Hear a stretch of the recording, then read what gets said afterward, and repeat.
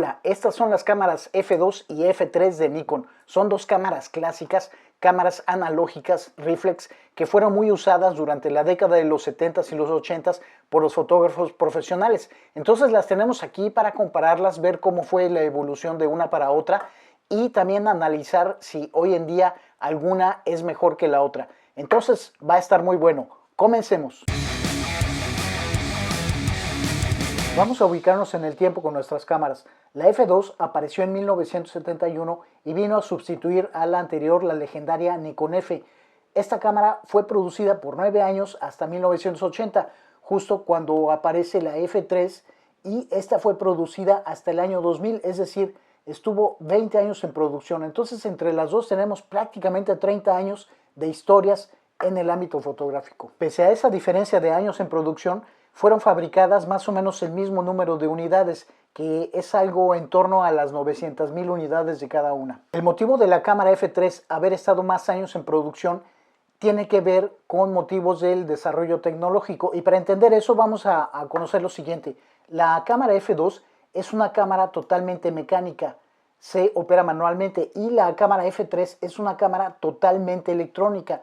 Tiene un modo manual y también un modo automático de operación. Como Nikon ya fabricaba cámaras electrónicas al mismo tiempo que fabricaba la Nikon F2, esa tecnología electrónica la fue perfeccionando y mejorando hasta la creación del proyecto de la F3. Entonces, cuando esa cámara fue lanzada, su tecnología electrónica ya había sido probada y comprobada, y entonces pudo ofrecer un producto, una cámara altamente confiable. Fue entonces que dejó de producir la Nikon F2. Ahora, en 1988, Nikon lanzó la cámara F4, una cámara llena de tecnología. Fue un salto gigantesco en cuestión de innovación tecnológica. La F4 es una cámara totalmente computarizada. Fue de hecho la primera en el mundo en presentar tal tecnología computarizada, y entonces, como nunca había existido una cámara así, existía cierto riesgo de presentar alguna falla. Entonces Nikon decidió seguir fabricando la F3 para ser usada como cámara de respaldo, y fue muy exitoso. Fue un plan exitoso que, cuando fue lanzada posteriormente la F5, que trajo algunas adecuaciones con respecto de la F4, entonces siguió siendo producida la F3 con ese fin de ser usada como cámara de respaldo. Entonces es por eso que la F3 estuvo muchos más años en el mercado. Bueno, vamos ahora a quitar los visores de las cámaras para ver los cuerpos con más detalle. También vamos a quitar los lentes y poder observarlas mejor. Las dos cámaras, tanto la F2 como la F3, tienen visores intercambiables. Entonces, para quitar aquí el de la F2, tenemos atrás este botón, el cual se puede apretar con el dedo, con la uña, o aquí con un bolígrafo, porque es un control duro. Ahí vemos cómo se desprendió de la parte trasera, y luego tiene este botón que es de apretar y girar. Entonces lo apretamos, lo giramos y ahí lo tenemos. Y luego, para quitar el lente, tenemos el botón de release que está aquí. Entonces es apretarlo y girar el lente, y ahí tenemos. Es muy fácil. Ahora, aquí en la cámara F3 el visor es diferente, no es compatible con la cámara F2, a diferencia de las cámaras F y F2, en donde los visores de unas se pueden usar en las otras cámaras. Y bueno, entonces aquí, para quitar el visor, tenemos un sistema diferente. Tenemos estos controles deslizables, los vamos a empujar así hacia atrás, y ahí podemos sacar el visor, y el lente también se retira de la misma forma. Apretamos el botón de release y giramos el lente, muy fácil. Entonces ahí tenemos, y aquí podemos ver en las dos cámaras que tenemos la misma montura, que es la montura tipo F. Por lo tanto, se pueden usar los mismos lentes para cualquiera de las dos cámaras. Aquí en los visores tenemos unas diferencias sustanciales. Además del tamaño, que podemos ver aquí el de la F2 como es más grande que el de la F3, vemos que tenemos aquí algunos controles. Tenemos el control del ASA, tenemos el control de la velocidad, tenemos aquí este switch que permite ver la carga de la batería, tenemos aquí también la aguja del exposímetro, tenemos también acá un contacto que va a recibir señal del flash cuando está cargado, y vamos a ver aquí un LED rojo en el visor adentro cuando el flash entonces está cargado. Esto porque entonces aquí hay sistemas electromecánicos, pero sucede que cuando había choques de las cámaras, sobre todo de los profesionales que acostumbraban a usar más de una cámara colgada en el cuello, entonces había desajustes. por causa de esos golpes. Entonces aquí en el visor del F3 no tenemos nada de sistemas ni electrónicos ni electromecánicos, todo es simplemente un sistema óptico fijo. Lo único móvil sería pues aquí el control para quitar el visor de la cámara. Entonces bueno, eso hizo reducir a cero los desajustes por choques de las cámaras. Y también otra diferencia que tenemos aquí en el visor de la F2 es este pino que va a encajar en el fierrito acá que se le conoce como orejas de conejo de los lentes, y entonces así esto se va a comunicar, el diafragma se comunica con el exposímetro de este visor, que también, por cierto, Nikon les llamaba Photomic. Ese nombre lo heredó de las cámaras Nikon F, que en aquel tiempo, cuando fueron lanzadas en 1959, estaba de moda las cosas relacionadas a la era atómica. Entonces ese nombre de Photomic tiene que ver con la era atómica, y bueno, por eso ese nombre. Ya acá en la F3 se llama Finder, Nikon les llama Finder. Y también otra diferencia que tenemos que no hay aquí en el visor de la F2 es este bloqueador de luz que impide entrar luz cuando nosotros trabajamos la cámara con el espejo levantado. Vamos a ver ahora los cuerpos más de cerca. Tenemos aquí entonces este lado de las cámaras donde tenemos la perilla del rebobinado de la película. Es la misma pieza en las dos. La única diferencia que tenemos es que aquí hay una pequeña flecha aquí en la manivela, y acá la flecha está impresa acá abajo, estamos viendo, y las dos se puede jalar hacia arriba, se mueve para acá y se alza. Ahí tenemos. Ya aquí se puede alzar sin necesidad de hacer ningún otro movimiento. Y bueno, tenemos entonces también la otra diferencia, que es la zapata del flash. Estamos viendo, es un sistema similar, pero no son compatibles ni los flashes ni los adaptadores de flash que sirven para una, no sirven para la otra. Acá podemos ver que tenemos unos contactos, hay 3 contactos que van a comunicar el flash con la cámara para los modos automáticos, que Nikon le llamó en la época un TTL, que es un poco rudimentario, pero es un modo automático que utiliza el fotodiodo de silicio que tiene integrado la cámara F3. Entonces tenemos esos contactos. Acá hay un solo contacto que está de este lado, estamos viendo, y bueno, es básicamente eso. Entonces los adaptadores son diferentes en las dos cámaras. Además acá tenemos en esta perilla el control de la compensación de exposición. Se aprieta aquí este botón y entonces se gira acá el anillo, este anillo, para poder ajustar. Mira, tengo aquí una zapata de la Nikon F2, un adaptador quiero decir, para colocar un flash de zapata tipo isotype. Entonces es así que se coloca, es muy fácil, y en la F3 se coloca de manera similar. Ya acá en la F3, que no habíamos visto, la selección del ISO es en este anillo. Ahí tenemos la ventana, ¿no? Entonces para eso tenemos que levantar aquí este anillo. Es un poco incómodo y difícil de hacer, pero está diseñado así mismo para que no se mueva accidentalmente. Entonces lo subimos y lo giramos, ¿no? Y entonces ahí podemos seleccionar el ISO. En la parte posterior tenemos solamente una diferencia, que es la forma en que se va a abrir la puerta trasera. Aquí en la F2 tenemos esta cerradura, es un sistema que se abre, se gira, y entonces ahí tenemos abierta la tapa.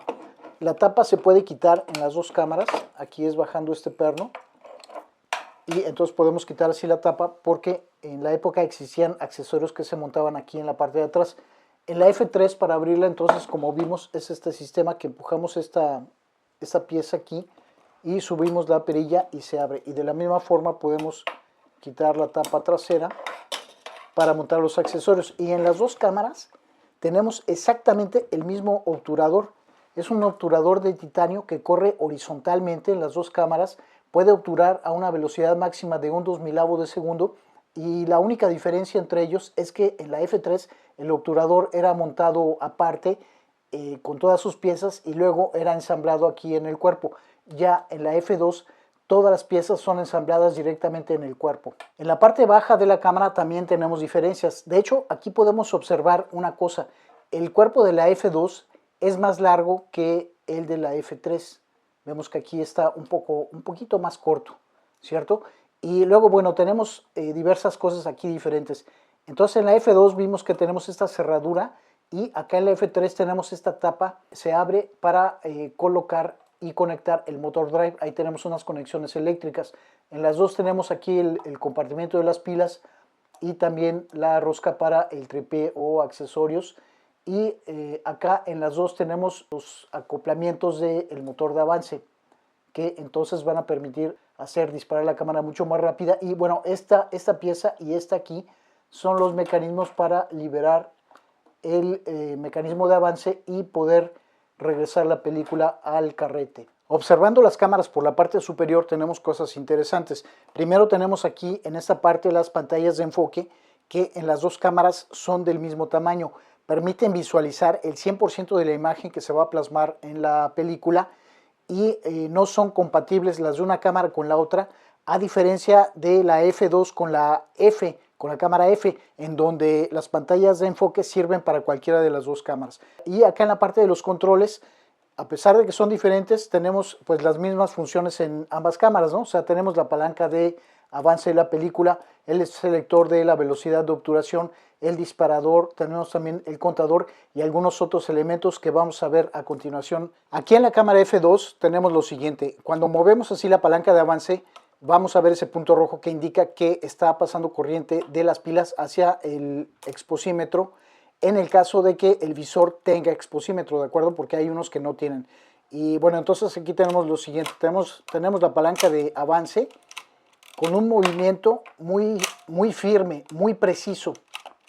Es un poco ruidoso, se escucha el mecanismo cuando lo movemos. También podemos sentir en el dedo un poco la vibración de los mecanismos, pero es muy firme, es muy cómodo de usar. Luego tenemos entonces acá el selector de velocidades, en donde tenemos desde el bulbo. Luego aquí en blanco tenemos estos que son segundos, un segundo, medio segundo, un cuarto de segundo. Así vamos, tenemos esa línea roja que indica la velocidad de sincronización del flash, que es un ochentavo de segundo. Y luego ahí vamos subiendo un milavo y la velocidad máxima un 2000avo de segundo. Luego tenemos acá el disparador, que tiene un anillo con ese punto blanco, y aquí tenemos tres funciones básicamente.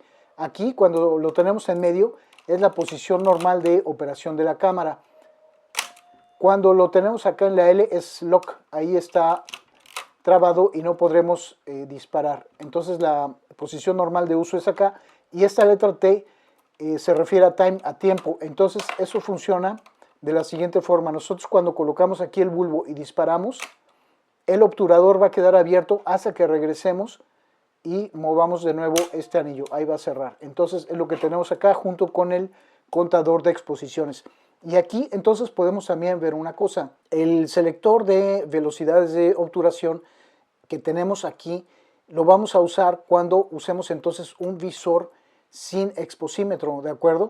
Porque los visores que tienen exposímetro, como el que vimos al principio, tienen entonces un control selector de velocidades y también selector de LASA que se acopla aquí. Por eso tenemos este pino aquí, en esta parte estamos viendo que tiene un pino, ahí se atora, y entonces con aquel control integrado en el visor es que vamos a cambiar las velocidades. Entonces eso porque la cámara aquí va a funcionar totalmente de manera mecánica, manual, y sin la necesidad de usar baterías. Entonces eso de hecho es una de las grandes diferencias, o la gran diferencia que tenemos con respecto de la F3.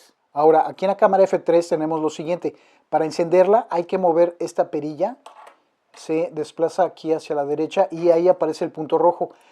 Hay que saber que esta cámara necesita sí o sí pilas para funcionar, porque solo así que van a funcionar sus circuitos electrónicos.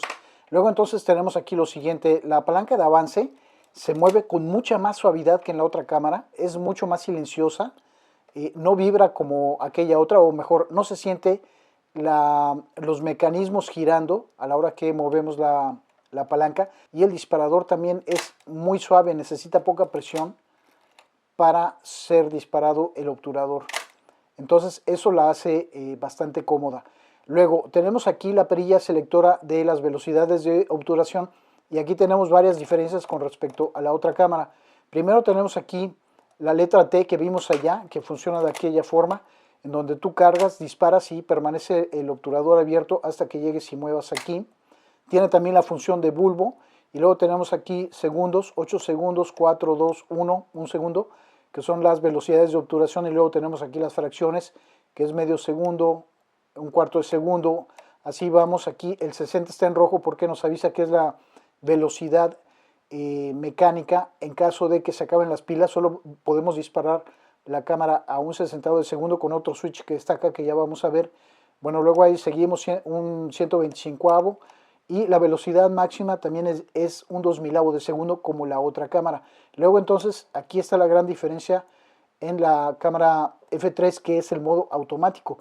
Aquí entonces funciona como prioridad a la abertura, en donde seleccionamos una abertura de diafragma y la cámara va a calcular la velocidad de disparo. Y luego tenemos esta X. Para salir del automático hay que apretar aquí el centro, que es un botón, y la X es el modo automático de sincronización del flash, donde sincroniza con los flashes que sean compatibles con esta cámara. Va a sincronizar a un 80avo de segundo. Otros flashes también de Nikon que no tienen la zapata apropiada para esta cámara, o de flashes de otra marca, también sincronizan a un 60avo de segundo. Y bueno, ahí tenemos también, aquí hay otro switch que tiene esta protuberancia acá y acá abajo. No sé si se alcanza a ver. Y bueno, entonces esa se mueve así, lo puedes mover con los dos dedos y aparece ese punto rojo, y ahí es el self timer, el disparador automático, en donde lo apretamos y vamos a ver acá la luz que va a parpadear ahí por 10 segundos y ejecutará el disparo. Ahí tenemos. Entonces, bueno, son las diferencias que tenemos con la otra cámara. Por este lado tenemos el contador de exposiciones, y acá arriba tenemos una pequeña palanca que es para activar la doble exposición. ¿De acuerdo? Ahí cargamos el obturador sin que la película avance, y esa operación se puede hacer varias veces para disparar sobre el mismo negativo. Ahí cada vez que movemos la palanca de avance, esta regresa a su lugar, ¿no? Y eso entonces lo podemos repetir las veces que tú quieras. Ahora, quiero mostrarte aquí una cosa. Aquí encima de la caja del espejo y de la pantalla de enfoque, tenemos estos cuadros, ¿estás viendo? Esta es la pantalla que nos va a informar dentro del visor la información que tenemos de velocidad de obturación y también del fotómetro. Ahí podemos ver, cuando apretamos levemente el disparador, nos va a aparecer esos números, ¿no? Y entonces ahí lo que tenemos es la velocidad de obturación. Ahí va cambiando. Y también vemos una letra M que indica que estamos en manual, y un símbolo menos y más.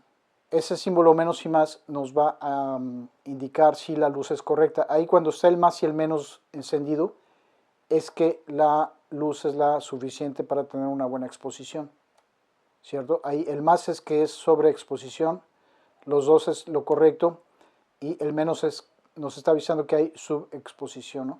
También cuando vamos al modo automático, vamos a girar aquí, la letra M va a desaparecer, ahí estamos viendo, ¿no? Entonces ahí estamos en el modo automático, y la cámara entonces, dependiendo del diafragma, pues nos va a dar una velocidad de obturación diferente, ¿no? Y como vemos entonces también aquí, a través de este espacio, vamos a ver el número de la abertura de diafragma. Por eso el lente tiene dos escalas, ¿estás viendo? Entonces la escala de números más pequeños es la que vemos a través del visor de la cámara. Y luego tenemos acá otro cuadro, que ahí se va a encender un LED rojo cuando usamos flash, y el flash está listo para disparar, ¿no? Entonces esa es la información que podemos ver a través del visor. Y acá tenemos la luz, ¿no? Vamos a regresar aquí el visor a su lugar, que es simplemente colocarlo así. Puedes ejercer presión o mover estos switches deslizables para que encaje en su lugar. Y entonces aquí en el visor tenemos únicamente, como habíamos dicho, el pentaprisma y un espejo que nos va a permitir ver las ventanas que acabamos de observar. Vamos ahora a colocar de vuelta el visor en la F2, y aquí, como vimos, tenemos unos controles, el del ASA, que ya te voy a mostrar con detalle, y el de la obturación, velocidad de obturación. Entonces vamos a empatar aquí la velocidad. Aquí está seleccionado 1/125, aquí en este punto que es el índice colocamos también la misma velocidad, y entonces encajamos esto y hay que hacer presión para que encaje correctamente. Entonces va a quedar así el control de la velocidad de obturación. Se gira aquí arriba y ahí seleccionamos la velocidad, ¿no? Entonces, pues bueno, todo este mecanismo es lo que funciona mecánicamente para hacer las selecciones que allá en la F3 son electrónicas. Y acá entonces tenemos el ISO, déjame enfocar ahí. Tenemos aquí el selector del ISO o del ASA, que es un anillo que se jala aquí para arriba y con ese triángulo rojo nosotros seleccionamos la velocidad de la película. Por ejemplo, ahí tenemos un ISO 1000 en el triángulo y también estamos viendo que hay un número, unos números. Tenemos un 2, un punto, 1 punto, el triángulo y otro punto acá abajo. Eso es para hacer compensaciones, ¿de acuerdo? Solo que aquí las compensaciones se hacen entonces directamente sobre la velocidad de la película. Entonces, por ejemplo, si nosotros tenemos aquí, seleccionamos un ISO 800 o tenemos una película de ISO 800, si giramos acá y ponemos el 1, estamos compensando un paso positivo sobre la película, ¿de acuerdo? Y también podemos negativo medio paso. Luego aquí arriba tenemos el exposímetro, el cual tiene una pequeña aguja y en la parte más amplia, digamos, cuando está en el centro es que tenemos la exposición correcta. Hacia la izquierda es sobreexposición, hacia la derecha es subexposición y ese mismo lo vamos a ver aquí dentro a través de un espejo y con ayuda del pentaprisma. Entonces es la información que vemos y él va a reaccionar a los controles del ISO y de la velocidad, lógicamente, ¿no? Y también por dentro del visor vamos a poder observar la abertura del diafragma y la velocidad de obturación que hemos escogido. Observando las cámaras por la parte frontal, aquí en la F2 tenemos lo siguiente, vemos varios controles. Aquí tenemos el botón de la comprobación de la profundidad de campo, el cual cuando se aprieta mueve aquí este mecanismo que a su vez va a mover el mecanismo del diafragma del lente. Luego tenemos también una palanca, esta palanca que se mueve apretando y girando y vemos cómo se levanta el espejo ahí dentro. ¿De acuerdo? Ahí es la forma de levantar el espejo. Es un control que es duro de mover, pero es así, de esa forma. Entonces para regresarlo también se gira. Y luego acá tenemos el botón del self timer. Esto aquí en esta cámara funciona de la siguiente forma. Tenemos que colocar aquí la letra T en el control como habíamos visto. Y entonces así es que se opera. Cargas la cámara y se dispara con este pequeño botón. Tiene su propio disparador. Aquí también tiene impresos unos números que son segundos, entonces lo puedes poner más tiempo o menos tiempo, ¿no? Luego de este otro lado tenemos aquí la terminal de sincronismo del flash, el botón de release de lente y esta marca que sirve para alinear el lente a la hora de colocarlo. Para colocar el lente aquí en la cámara F2 tenemos que hacer lo siguiente. Aquí este mecanismo, las orejas de conejo, van a encajar en el pino que está aquí arriba, ¿cierto? Entonces a la hora de montar tenemos que colocar las orejas de conejo en el 5.6, la abertura 5.6, para que pueda encajar correctamente. Y entonces se alinea el punto blanco con el punto negro que tenemos acá, así, y se gira y se coloca. Y luego tenemos que girar el anillo de esta forma para que el fotómic, el fotómetro, pueda reconocer la abertura máxima que tiene nuestro lente en cuestión. Por lo anterior, aquí en la F2 vamos a poder usar todos los lentes Nikkor que tengan orejas de conejo, ¿de acuerdo? Eso cuando estemos usando la cámara con un visor que tenga fotómetro. Si el visor no tiene fotómetro, entonces además de estos lentes podemos usar cualquier otro tipo de lente Nikkor que tenga montura F, que no tenga las orejas de conejo, como este que es un AF, o también los lentes Nikon de la serie E se van a poder usar. De hecho, también este lente se puede usar aquí con el fotómetro, con los Fotomic, pero no vamos a tener comunicación directa del diafragma con el Fotomic. Entonces tendremos que usar algún fotómetro externo o la regla Sony 16 o algún aplicativo de fotometría instalado en el celular. O adicional, vamos a poder calcular la telemetría. Si nuestro fotómetro funciona perfectamente bien, vamos a poder usar el sistema de stop down que se usa con el botón de la profundidad de campo. De hecho, te voy a dejar aquí un link de un video que explica cómo hacer eso. Ahora, tal vez te preguntas dónde está el control para hacer exposición múltiple con la Nikon F2. Y sucede que no hay un control específico para eso, pero sí es posible hacer exposiciones múltiples. Para eso vamos a colocar la película en la cámara y de hecho, de paso también te voy a enseñar un truco que podemos hacer aquí en la F2 que no es posible hacer en la F3. Para colocar la película vamos aquí a abrir como habíamos visto Y es lo siguiente, mira, de este lado la cámara aquí tiene un cilindro con unas ranuras. Estamos viendo, aquí tiene una perilla que es manipulable con la mano, tiene de hecho así, está como dentado y es para manipular con la mano. Entonces vamos a hacer lo siguiente, nuestro rollo, vamos a sacar un poco la guía de la película y la vamos a encajar en una de las ranuras y vamos a hacer girar manualmente aquí con el dedo la película hasta que llegue aquí, las perforaciones lleguen a este otro cilindro que tiene unos dientes. Estás viendo, aquí hay unos dientes.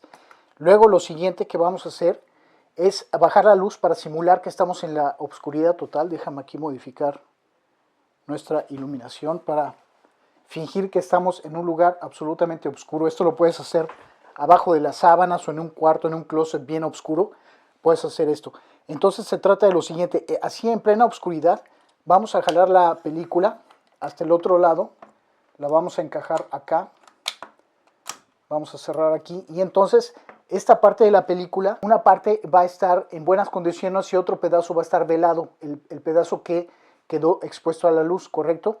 Entonces así vamos a cerrar nuestra cámara y entonces vamos a cerrar aquí y vamos a tensar la película, ¿de acuerdo? Ahí la tensamos y entonces aquí ya vamos a poder aprovechar un trecho de la película que de otra forma echaríamos a perder, ¿de acuerdo? Porque lo hicimos esto en la oscuridad, entonces la película sigue virgen y vamos a poder aprovechar esas primeras fotografías. Tal vez la primera te salga cortada a la mitad, pero la siguiente ya la vas a poder aprovechar y al final entonces vas a tener 2 o 3 exposiciones a más haciendo este procedimiento. Ok, ahí entonces ya estamos con luz y vamos a salir a tomar nuestras fotografías. Entonces, para hacer la exposición múltiple, vamos a hacer lo siguiente.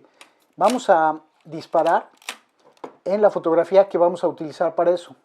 Vamos aquí en la número 2, ¿de acuerdo? Para ver ahí el contador de exposiciones. Ahí, entonces, hacemos nuestro primer disparo y luego vamos a venir aquí abajo a apretar este botón que libera el mecanismo cuando queremos enrollar la película una vez que se ha acabado.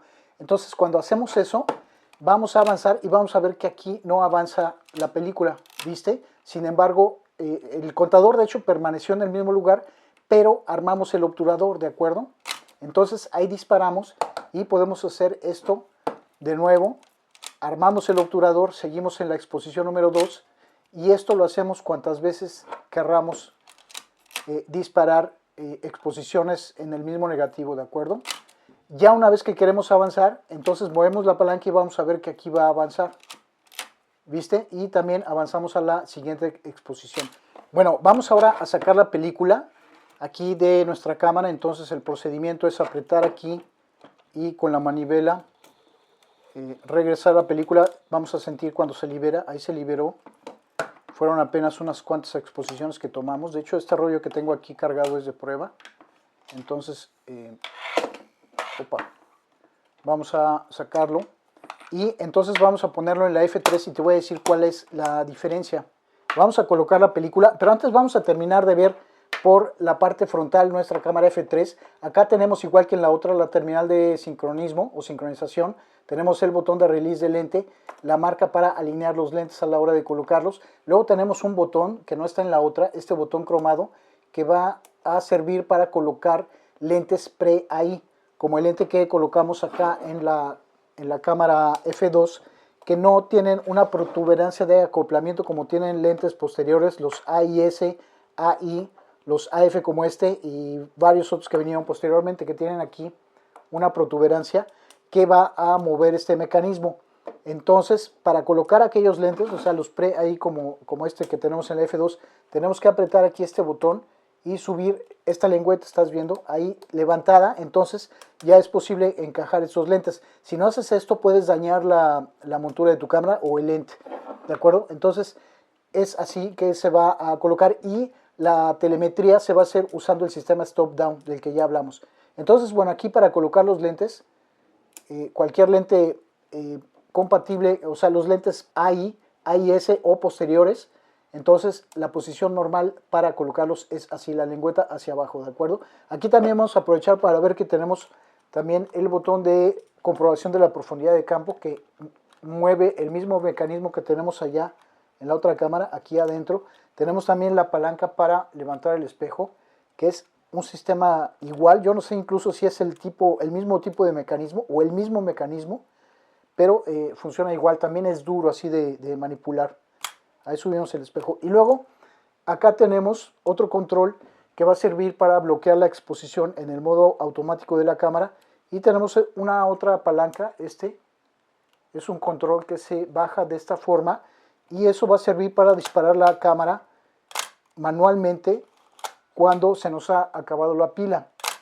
Y como habíamos visto, solo va a poder disparar a un sesentavo de segundo. Vamos a colocar nuestro lente aquí en la F3 y vamos a proceder a colocar también la película. Para colocar el lente es simplemente encajar y girar, no hay que hacer nada más. Ok, vamos entonces a colocar la película. Para eso vamos entonces a abrir aquí, como ya habíamos visto. Y entonces acá es lo siguiente, mira, tenemos exactamente el mismo mecanismo que en la F2. Tenemos también aquí este cilindro donde se encaja la película, la guía de la película, y con el dedo lo podemos mover. Entonces podemos hacer lo mismo que hicimos allá.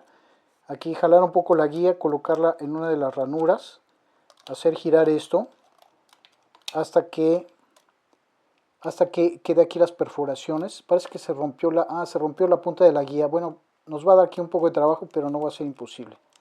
A ver, vamos a encajar un poco más abajo y vamos a colocar aquí la película. Ahí está. Entonces, bueno, es lo siguiente. En esta cámara también podemos hacer lo mismo en la oscuridad. Jalar hasta acá nuestra película, colocarla ahí. Vamos aquí a dar una estirada. Vamos a cerrar y a bajar aquí. Entonces, ¿qué sucede aquí en la cámara? Antes del 0 tenemos dos exposiciones aquí y solo cuando lleguemos al número 1 es que nosotros vamos a poder hacer configuraciones de velocidad aquí en la cámara y de poder usar el modo automático también. Entonces, en esas primeras exposiciones, la cámara va a disparar a un ochentavo de segundo fijo. El motivo, pues no lo sabemos, pero los circuitos electrónicos solo van a comenzar a funcionar, es decir, a hacer cálculos telemétricos cuando el contador llega hasta el 1. Entonces, esas primeras tres, porque es la -2, la -1 y la 0, son tres exposiciones, van a disparar a un ochentavo. Entonces, no siempre vamos a estar en condiciones de poder aprovechar esas tres fotografías. Para sacar la película de la F3 es la misma cosa que allá. Se aprieta este botón para liberar el mecanismo. Levantamos aquí la manivela y giramos hasta que sentamos que se libera la película. ¿De acuerdo? Y pues entonces abrimos y tenemos ahí nuestra película lista para el revelado, ¿no? Aquí tú puedes enrollar la película hasta que toda quede dentro del cilindro. Yo la voy a dejar así porque esta película la uso para algunas cosas por aquí. Entonces, así que se saca la película. Mira, aquí se cayó un pedacito de la película que usamos. Pero bueno, son cosas que suceden, pero no pasa nada. Si estos pedazos se quedan ahí en tu cámara, es bueno que verifiques para que uno de esos pues no te vaya a echar a perder algún mecanismo o el obturador. Vamos a hacer aquí lo siguiente.